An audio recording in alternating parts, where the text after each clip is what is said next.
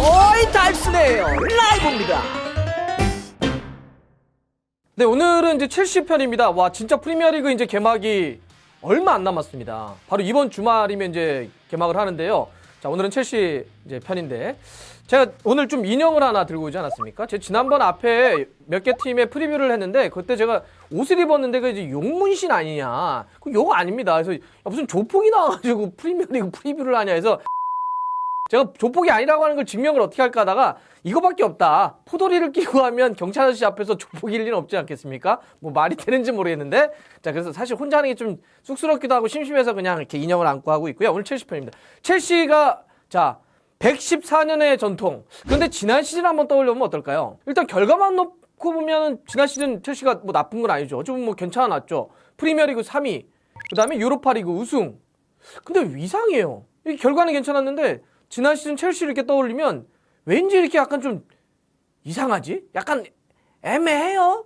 왜 그럴까 생각해봤더니 케파 때문에 그래요. 케파가 그 항명해가지고 케파 저 안 나갈래요 사리 감독님 막 이런 거 막 이상한 막 해가지고 그것도 이런 거 같고 그다음에 조르지뉴 때문에 이 사리볼과 그 굉장히 논쟁이 많고 막 굉장히 그 분란이 많아가지고 그것도 좀 그런 거 같고 이 기복을 좀 많이 탔죠. 초반에 보면 프리미어리그에서 12경기 무패를 달리다가 1, 2월에 약간 좀 폭망 분위기로 갔었습니다. 그때 본머스에게 0대4, 맨시티에게 0대6 두 경기에서 10골을 내주면서 좀 무너졌었고 FA컵에서 또 그때 2월인가? 그때도 또 맨유에게 또 졌잖아요. 그래가지고 그때가 진짜 어려웠어. 그러니까 첼시가 기복을 좀 탔다는 점에서도 약간 지난 시즌 생각하면 왠지 이렇게 결과는 나쁘진 않은 것 같은데 왠지 좀 안 좋은 기억 이런 게 좀 있는 것 같고요. 그다음에 또 무엇보다 좀 답답한 공격력 같은 게 좀 있었잖아요. 상위 6개 팀들 중에 첼시가 득점이 가장 적었어요. 상위 6개 팀들 중에 골을 가장 못 넣은 팀이 첼시입니다. 그냥 이런 게 막 중복되니까 결과는 나쁘지 않았음에도 불구하고 왠지 지난 시즌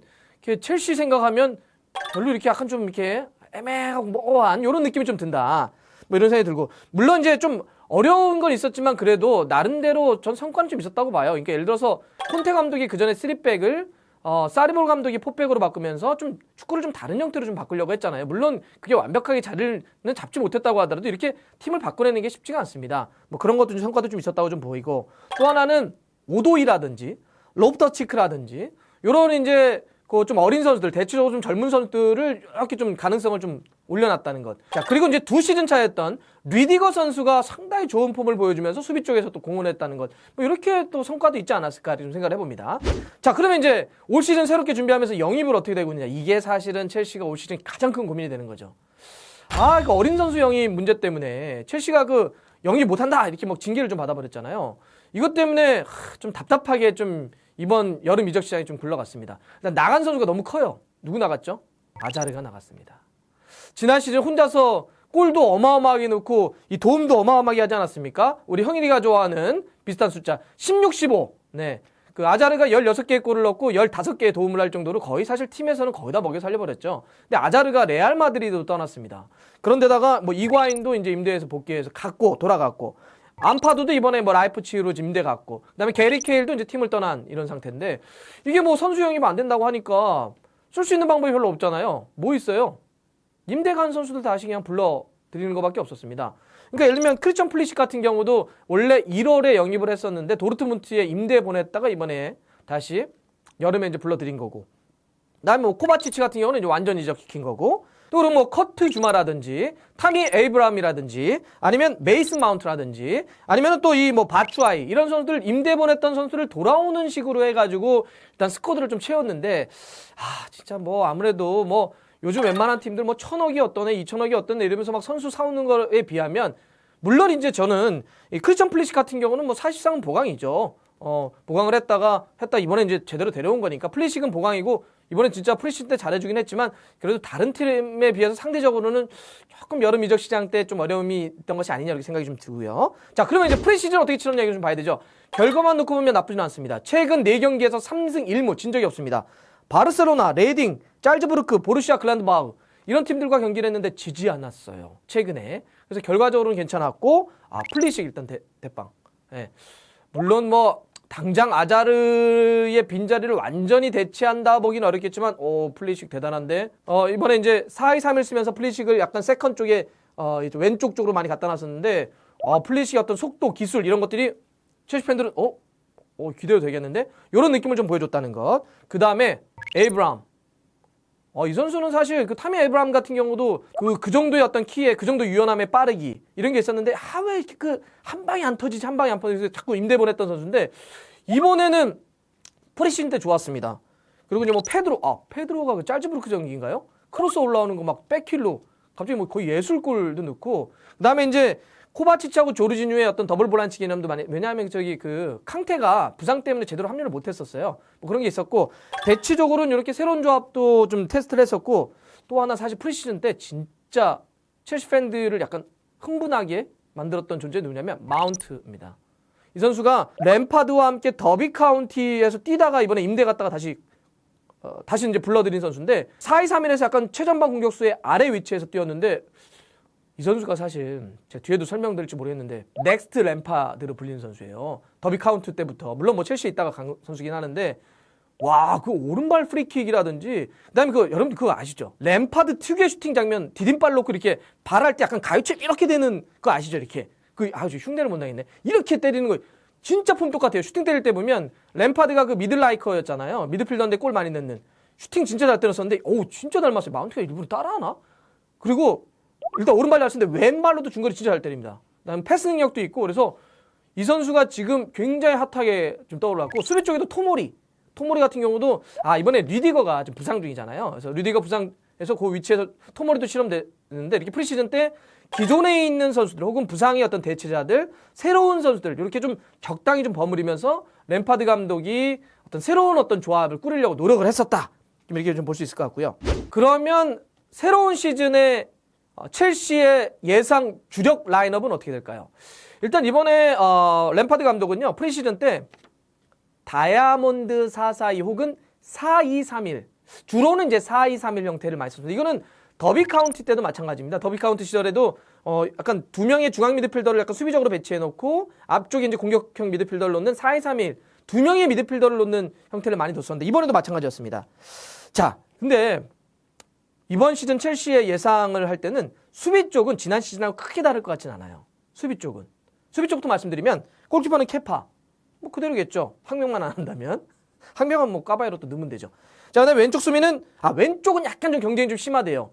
알론소하고 에메르송이 좀 싸우고 있는데 알론소가 좀 잘 못해가지고 근데 어쨌든 그쪽이 좀 심하고 그리고 이제 중앙은 뭐 다비드 루이스 같은 경우는 램파드 감독이 센터백 쪽에서 볼을 앞쪽으로 전개해주는 선수를 좀 좋아해요. 이렇게 통과해서 쭉쭉 뽑아주는 연수를 잘하는데 다비드 루이스 노룩해가지고 팍 찔러주는 거 있잖아요. 그래서 다비드 루이스는 일단 하나 그냥 하고 그 다음에 이제 파트너가 류디거가 될 가능성이 있는데 류디거가 지금 부상이어가지고 일단 당장 시즌 초반에는 뭐 크리스텐센 선수 같은 게 나올 수도 있고 주마가 나올 수도 있습니다.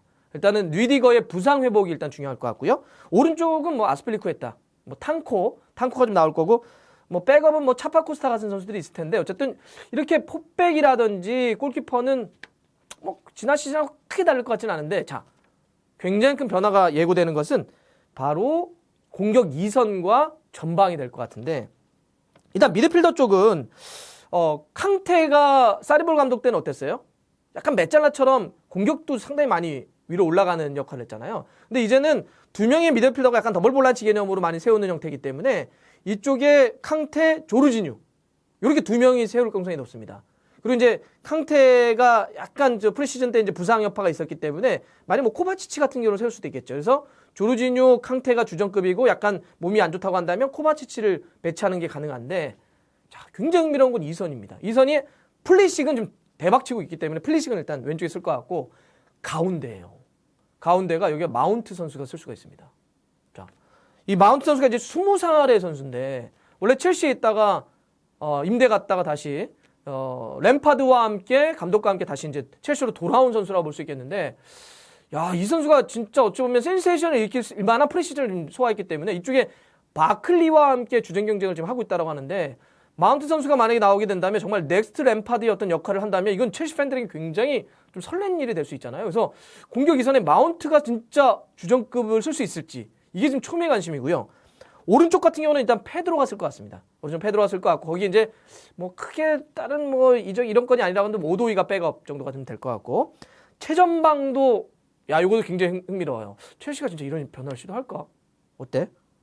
그러니까 왜냐하면 중앙이 만약에 그 이선 쪽 공격이 마운트가 쓴다고 한다면 최전방도요 에이브럼이 설 수 있습니다. 네. 여기가 또 에이브럼도 어린 선수인데 지금 사실 누구 있냐면 거기 위치에 지루하고 바추아이가 있어요. 여러분들은 누구 쓰겠습니까? 네. 물론 이제 경험이나 이런 거 놓고 봤을 땐 지루를 쓸 수도 있겠지만 프리시즌 때 에이브럼이 좋아요. 그러니까 지금 제가 봐서는 램파드 감독이 좀 중장기적으로 뭔가 팀의 리빌딩 같은 거 생각하지 않겠어요? 그다음에 젊은 선수들을 넣으면서 팀의 분위기를 좀 바꾸려고 할 것 같아요. 그래서 마운트라든지 에이브럼을 좀 더 중용을 한다면 굉장히 좀 새로운 바람 같은 게 있을 수 있어가지고 첼시는 올 시즌 요 라인업을 보는 상당히 재미가 있을 것 같습니다. 자, 그럼 이제 변수를 한번 짚어볼까요? 변수? 자, 변수는 일단 두 가지가 크게 있습니다. 하나는 좀 큰 변수인데 램파드 감독이 프리미어리그 첫 시즌이라는 거예요. 네. 두 번째는 이제 부상자가 좀 있다는 건데 부상자야 사실 뭐 회복하면 되죠. 일단 로브터치크를 제가 아까 예상 선발람이라고 얘기를 안 했던 게 뭐냐면 원래 로브터치크가 지난 시즌 가능성을 보여줬는데 부상 때문에 11월이나 돼야 돌아와요. 그리고 리디거도 9월 중순에나 들어온다고 지금 예측이 되고 있고 오도이도 8월 말 정도가 된다고 하고 캉테는 뭐 그래도 시즌 초반에 잘 맞춰서 돌아올 것 같긴 합니다. 근데 어쨌든 이런 부상 선수들은 시간이 지나면 좀 돌아올 수가 있고 대체할 수가 있는데 진짜 큰 변수는 램파드예요. 램파드 감독이 프리미어리그는 감독 이제 새내기입니다. 초짜죠. 더비 카운티에서 했는데 거기는 이제 2부잖아요. 물론 더비 카운티를 이끌고 승격을 위한 플레이오프까지 이끌었었고 상당히 인상적인 감독 데뷔전을 치르긴 했지만 프리미어리그는 좀 다르지 않겠어요? 프리미어리그는 또 이제 만약에 경쟁해야 되는 상위 6개 팀들의 감독들 몇 명 한번 보세요. 예를 들어서 막 과르디올라 감독, 클럽 감독 너무 쟁쟁하잖아요. 그러니까 이렇게 굉장히 경험 많은 감독들 사이에서 램파드 감독이 어떠한 싸움을 해줄까요? 사실 요거는 굉장히 큰 변수가 될 것 같은데 그래서 감독의 경험이 조금 적기 때문에 요새 첼시가 뭐예요? 스태프에 옛날 레전드를 슬슬 부르기 시작하죠. 야, 저 램파드 좀 도와서 해봐. 그래서 누구 최근에 왔어요? 마켈렐레. 예. 뭐 사실 마켈렐레는 첼시의 레전드이자 또 이 세계 축구사의 정말 수명 미드필더의 최고의 선수 중에 한 명이었는데 마켈렐레를 들어와서 기술 멘토 같은 걸 좀 해줘라. 그러면서 램파드 이렇게 도와주라고 하는 거예요. 혼자 힘드니까. 하고 그러면 앞으로도 뭐 램파드가 지금 기회가 되면 첼시 레전드를 불러서 한번 팀을 드림팀 같은 걸 꾸리겠다는 거 아니에요? 좀 이렇게 될 것 같고. 근데 저는 첼시의 저기 위에 사람들한테 지금 얘기하고 싶은 게 있는데 사실은 조금 일찍 불렀어. 램파드를. 예. 사실 조금 더 익은 다음에 부르고 그 다음에 좀 선수를 사줄 수 있을 때 부르지. 너무 선수 못 살 때 너무 레전드를 그냥 막 써버리는 거 아니에요? 그러니 무슨 얘기를 하고 싶냐면 기다려주세요. 램파드 좋은 지도자 될 수 있잖아요. 그런 제가 봐서는 인성이라든지 그런 자질을 충분히 갖고 있는 지도자이기 때문에 기다렸으면 좋겠고 그래서 이번에 계약도 3년 한 거잖아요. 2022년까지 램파드가 계약되어 있습니다. 그러니까 그때까지는 첼시가 좀 긴 호흡으로 기다려주는 게 좀 좋지 않을까. 더군다나 지금 선수도 못 사주는데 당장 지금 성적 내라고 하는 것도 좀 그럴 수 있으니까 물론 뭐 첼시가 아까도 했지만 이렇게 새로운 어떤 인물들로 해서 바람을 일으킬 가능성은 있지만 쉽지 않은 싸움이 될 것 같습니다. 그래서 마지막으로는 첼시 그래서 올 시즌 몇 위 할 건데 뭐 이것도 제가 이제 끝으로 하지 않습니까? 첼시가 좀 어려울 것 같습니다. 지현 형 이해하죠? 지현 형도 솔직히 그렇게 생각하죠? 솔직히 얘기해보세요. 그러니까 이게 선수도 제대로 못 샀는데 램파드 감독 좀 기다려줘야죠. 그러니까 올 시즌은 일단 열심히 싸워서 제가 봐서는 6위나 5위 잘하면 그래서 5, 6위 정도가 되지 않을까. 첼시가 지현 형 미안해요. 화이팅! 고맙습니다. 자, 좋아요, 구독 걸립니다.